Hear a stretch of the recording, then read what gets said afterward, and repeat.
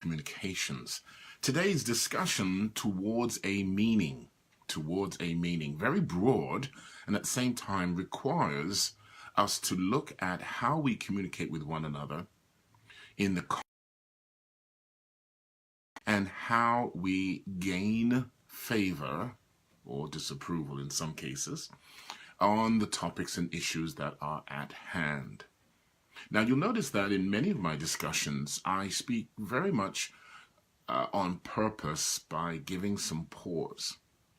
And the reason for that is to emphasize the conversation, the words, the phrase, the sentences that I'm using. Now, many people, good morning, MD, thanks for checking in. Many people find that we are over-talking one another. So as I talk, as I say something, someone else is, or the other person that I'm speaking with, is also speaking. So we get into somewhat of a frenzy and frustration. Our bodies start to go into overload and begin to wonder, am I even getting my point across? Are they listening?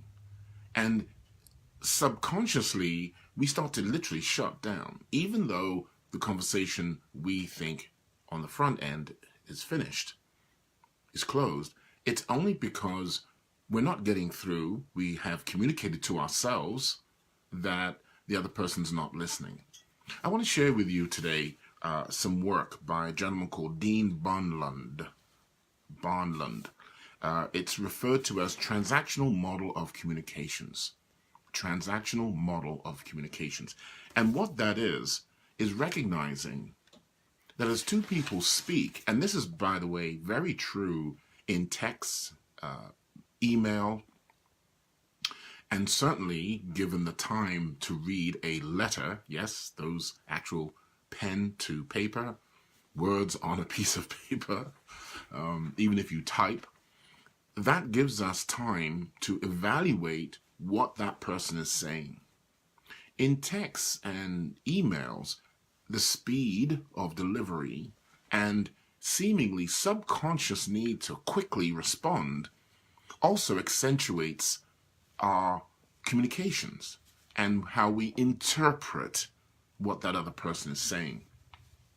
So there are some interesting findings in this model. And by the way, Dean Barnlund, 1920 to 1992. Now you might think, well, someone who's coming out of just after the First World War, the dynamics of the community, the dynamics of social engagement would be different. Interestingly enough, they're not. What has happened because of technology is that we've sped up the rate of engagement and seeming response. So when we talk about transactional model communications, think about the last time you had a conversation with someone. And then we'll get into context. In other words, what is the environment? What is the purpose of that communication? And you'll see immediately that the tenets, the fundamental, the common denominators, if you will, of effective communication is to give pause, ask more effective discovery type questions. Some people refer to it as Socratic questioning. And so that we begin to really understand what we're saying to each other, and most importantly, how it's received. So let's jump into this and take a quick look. So today's discussion towards a meaning. And what I love about effective communications is that it allows us to look at, Louise, thanks for checking in with us. Good morning. It allows us, every time we engage with other people, whether it's your child, whether it's your dog or cat, very much so. We'll even get into that. Remember I said context. Whether it's negotiations, whether it's affair or love environment, every time we engage with one another, we have the opportunity, and I look at it as the pleasure, of really going a little deeper, taking a little bit more time to get our point across. So number one, we don't get as emotionally frustrated, which we do. And secondly, the other person starts to see and feel that this conversation is about something. It's meaningful. It's about what they're looking for as much as it is about what we're looking for. That takes time. And I think that's probably one of the biggest challenges we have in our culture. Not just today, it's nothing new. It's that we haven't developed that desire, the skill, and then the protocol to follow through.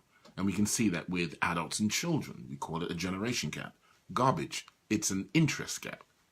We see that across the board. So we talk about interactive. So as we're talking to someone, even over live chat, where the audience gets a chance to, the community gets a chance to text back their comments or give a little, those little emoji things, right? The hand up, the thumb up, right? The clapping. Those are all different modalities of how we engage, right? So we're still interacting. Interpersonal, more than one person.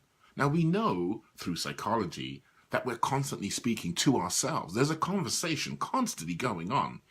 Try it at 3 o'clock in the morning when pretty much everything is dead quiet, unless of course you're in a major city, metropolitan area. You'll hear yourself having a conversation. You'll hear yourself questioning the day's activities, the challenges that present in the future, the top of mind issues that you have. That's the conversation. You really have to begin to understand and begin to address those things. Verbal. Yes, verbal seems to be the primary. At the same time, many of you, I'm sure, have heard the context. Good morning, Kelly. Thanks for checking in with us. Many of you have heard the verbal noise in text and messaging.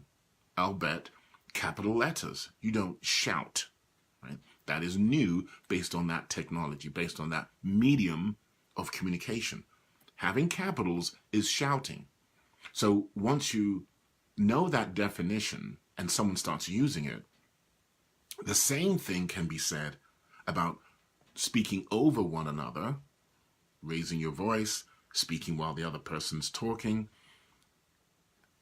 Then you start to turn off. You start to dumb down, or in the technology world, you just come out of this conversation. Although I have seen many people will literally physically in front of somebody turn around and walk away. That's right, because the person is not giving them the courtesy, not recognizing, right, the protocol. Think of the cultural differences. Think of the cultural differences of someone who's coming from a family that's very animated, very vocal, compared to, or in contrast to, someone who's coming from a family that's quiet. They give pause between each sentence phrase.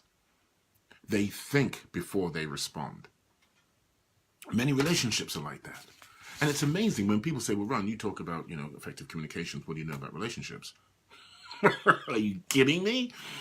25 years, going on 26. It's everything. It's the moment that you meet someone in a convenience store, a big box store, and communicate quickly, asking for something, directions to check out, as much as it is the intent of two people or more who have known each other 20, 30 years. So the noise that we make is trying to get our point across. And this conversation talking about towards a meaning, and we're using Dean Barnland's model of transactional model of communication, is basically timeless.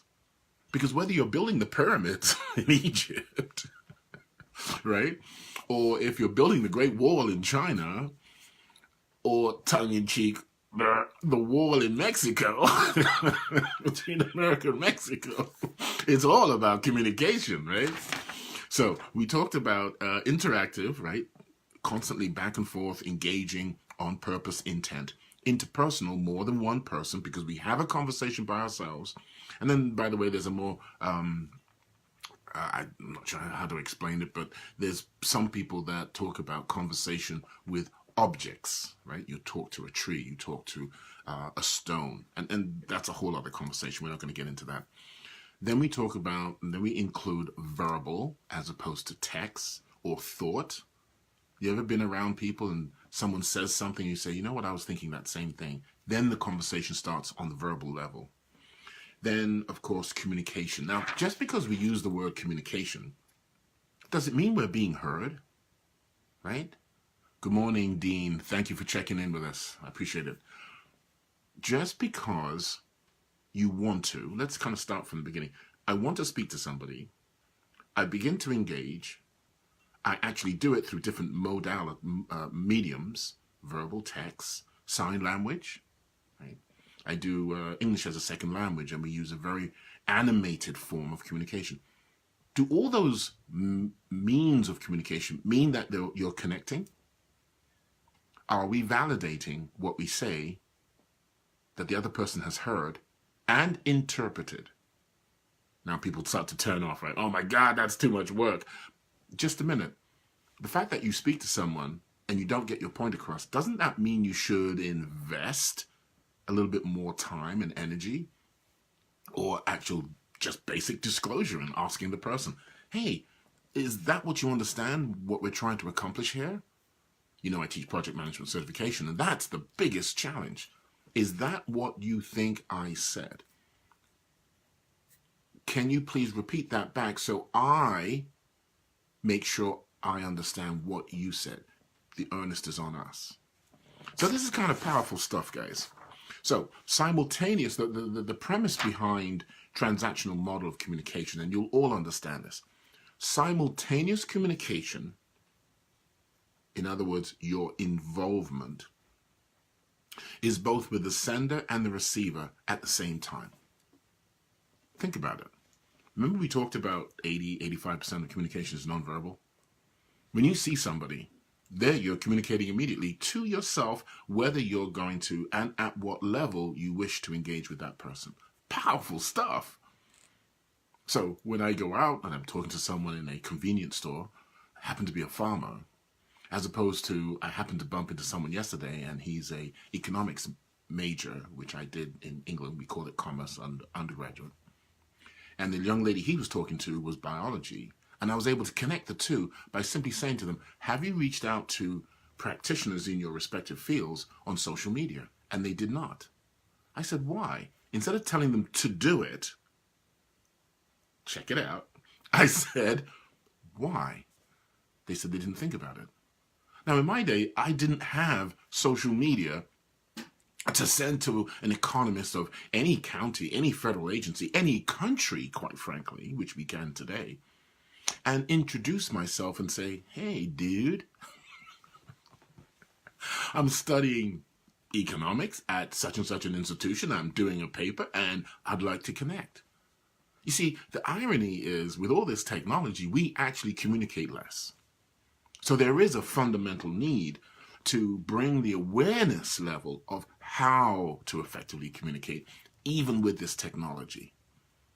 And that's why I love live chat. Notice I didn't say FB because I placed it on some other social sites and I don't want that kind of label being carried forward. That in and of itself, by the way, is another form of communication. I'm letting people know that it's the content I want, not the platform, without being hostile. So the context, let's talk about context a minute, and we're going to kind of wrap up because this is a fairly quick one. But I think I use the word but, not allowed to, but however, nevertheless, even though, right? We're all on a learning mode. So everything we do, we try kind of weave back, right? We roll into like dough. My mother used to make bread. And she said, let the yeast rise, right? Then you pop it and you roll the bread. You fold the bread back and forth. Doug, thank you. Good morning for checking in. Paul, thank you for checking in this morning. Our discussion is towards a meaning. And we're talking about Dean Bunland's model of transactional model of communication. So the context now. Let's talk about context. So we know that we're communicating constantly back and forth. Are we giving pause and consideration to the context in which we're speaking? So, for example, if you're at home, seemingly nice and safe, not for everyone, you see, when we talk about managing change for effective communication, we must give the context of which we're speaking in, and some people's homes are not safe. Fact. Some people I work with, their homes are not safe. They have to go elsewhere. Those, and even that environment, the context in which we communicate, is it a hostile? Is it a friendly, supportive, caring? So when we are speaking with siblings, as opposed to parents, also a different dynamics. Same home environment, different dynamics. Do we understand the significance of that? Are we giving it time? Are we bringing baggage into the conversation? Many people don't speak with siblings. Many spouses don't speak. They communicate, they don't speak. And they communicate with the level that I'm not going to leave, you're not going to leave. We're going to make this work in the context of limited communication. That's a difficult situation to be in, a very hard, mentally challenged situation. You go to bed exhausted, you wake up exhausted, as opposed to the couples that wake up and say, hey, honey, good morning. And they've been doing it for 15, 20, 30, 35, 50 years because they want to, because they care, because they've separated some of that I need to win mentality. I have baggage from the past that you're not serving. I need you to make me feel loved. You see, these are the undercurrents behind communication. Communication in and of itself requires us to understand these components to how we need to be communicated. And then doing it in such a way that we endear the person and not push them away.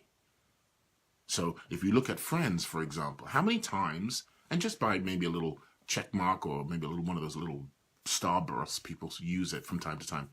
How many people have had friends and you've said, wow, I didn't expect that from them. Or wow, their behavior is inconsistent with, or whew, wow, why did you do that to me? I had that happen to me twice and I just turned off. I have literally, and that's why I use the phrase, I'm not interested in friends. I'm interested in understanding people. So what I've given you is the context of why I behave and think the way I do. And if you don't accept it as a person, that's okay. Because as I've said to people in the past, when you talk about managing change through effective communication, I have to communicate to myself first and be comfortable with that. And then as I reach out into the communities and I speak to people, if it's appropriate, I will share that thought, that philosophy, if you will. With my live chats, I believe I need to be earnest with people because it's not just a feel-good, kumbaya, we are the world mentality. That to me is unrealistic. It's an illusion. If you look back in history, move forward to the present, that is an illusion. Whereas if I try to understand you, and I understand where that emotional behavior is coming from, I can move forward with you, if I so choose. Many of us, though, we dumb ourselves down, we mute our senses, and we strip away our courage, our passions, and our energy, and we walk around like drone bees. Good morning, Paul, Gaylord, how are you doing, sir? We strip away our essence. So when we come to a discussion, we are literally lying to ourselves. My mother used to use that expression, to thy own self be true. Only to find out that it was Shakespeare, right? Now, I didn't study Shakespeare. So when we talk about home, that's one dynamics. Is it a friendly and encouraging environment or one that's suffocating? When we talk about friends, are we earnest to look at what that friendship really is and how are we communicating? How is the other person communicating? When we talk about work, another major area, because we spend so much time at work. And yesterday I was talking with a lady, she must have been about 65, 70 years old, has 3 jobs. 3 jobs, but she has, did the word but again, she has the energy of what we had when we were 16, because a lot of 16-year-olds today do not have a lot of energy. And in fact, we even spoke about that, where the millennials and younger do not seem to understand how to find and research. So when we talk about towards a meaning, when you're speaking with people, are you first discovering their level of interest in what it is that you're talking about? or are you assuming? And therefore, the percentage of engagement, the enthusiasm, the desire, the passion, is it there? Is it earnestly there? You see, managing change through effective communication must start with your own intent to live on purpose. And once you communicate that to yourself and you begin to understand what drives you, you will effectively communicate more earnestly with other people. And as I've said to you before, not interested in being your friend. I want to understand you. It requires so much more effort. Yet that effort gives you an unlimited amount of energy and resources. Why? Because the people that are not on purpose, you walk away from. You just move away from them. You don't need to be around them. Whereas the people that are on purpose, I'm getting some messages on top. That's why you see my eyes darting up. The people that are on purpose, you begin to gravitate to. Some of you may have known, hear the expression, as you put out good things in life, good things come back. Sometimes it might be a little while. Okay, bring a box lunch and lots of water, because life can be time frame is all relative, right? You know, they talk about pain, holding something hot for literally 2 seconds, and it's a lifetime.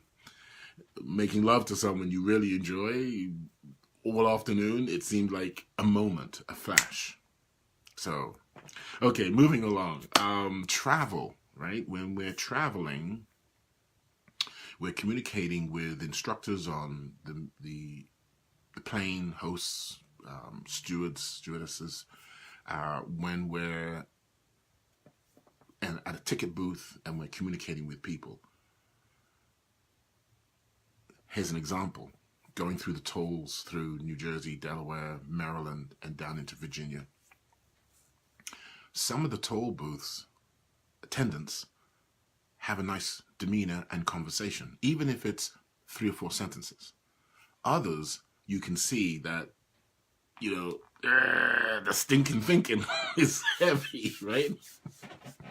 So again, the context in which we communicate. Dieps, thank you very much for checking in, Dieps. Cool name. Nice, Dieps.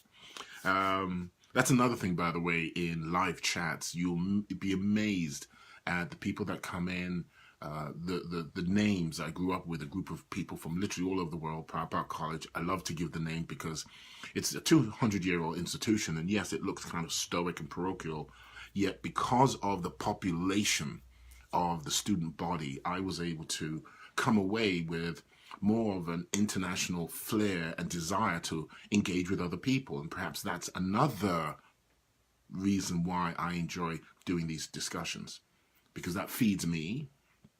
And I'm hoping, and based on some of the responses I've been getting over the time that I've been doing this, I get that response from other people. So that's cool. Dolma, cool. Dolma, I apologize. Your first name, very interesting. You'll have to let me know how to pronounce it properly. I'm not going to destroy it. Beautiful name, though. Very interesting. Thank you for joining in. So, towards a meaning, we're using Dean Burnland's model of transactional model of communication. And then we're showing you how you have used it, not just how you can. That's the beautiful thing about these discussions, by the way. Look back on conversations and engagements and your life, see how and what that communication was all about in the context, and then say, how can I better execute? How can I better engage? How can I improve my rapport? So that the next time, not tomorrow, not next week, today, if you're going out shopping, if you're going to go and move, if you're going to take a family member to hospice care or which I've done. So, see, I'm speaking very fluently and casually about it because I've done it. If you're having to tell family that you have to take a family member to a hospital and they cannot stay at home, it's how we do and act and how we are sensitive to which means strength, by the way. Sensitivity means strength because you're including that other person's perspective as opposed to excluding it and shutting it down, which people are very good at. So when we travel, how are we sensitive to that person in the booth who's going to be there, probably freezing cold? Larry, good morning. Thanks for checking in. How are we communicating effectively? It's not warm and fuzzy and what people call just soft skills. It's your state of mind. It's being on purpose. It's wanting to build inner strength so that every opportunity, especially the ones that we think are the big ones, such as going for a raise, right? Very mechanical. But you can turn that, said the word again, remember those words, but, nevertheless, however, even though. We take them out of our vocabulary. And we have discussions with that before. I'm not going to get into it deeply right now. Ben Slama, thank you very much for checking in with us. So then we talk about reunions. Reunions are very, very interesting, whether you're in college or high school, a graduate, whether it's a professional organization, whether it's a reunion of family members. The conversation you have is heavily woven by the past experiences. I had a person the other day, went to school with him, Proper College, Bath, England, you can Google it. And over Facebook, which we did not have 20 years ago, 30 years ago, he was saying, oh, Ron, are you still doing? And I didn't respond because that's so asinine for someone to say something 30 years ago as a kid, basically.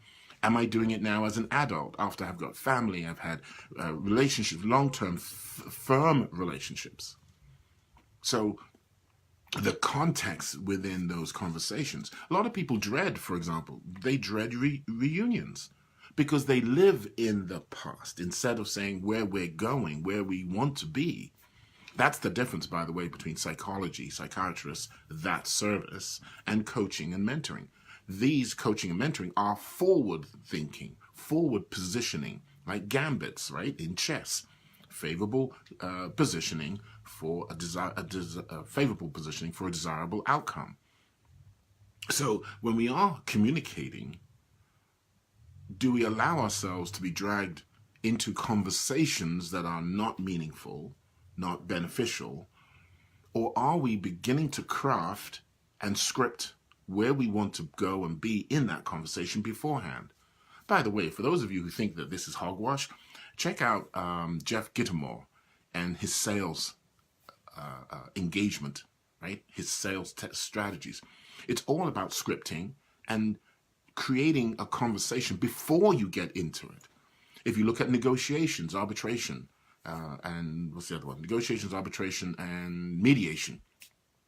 It's all about discovery of where you are now in the discussions, what are the main focal points, what are the issues, what are the hot topics, and then what would be the interest of those parties going forward and how to service that in line with all the other stakeholders, the other members of your family, other members of the reunion.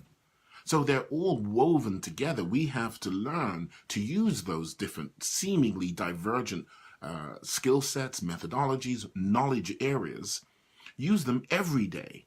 Not just when you're going for the job promotion, not just when you're scolding your child or having to have an altercation with someone at a school meeting or a civics board, right?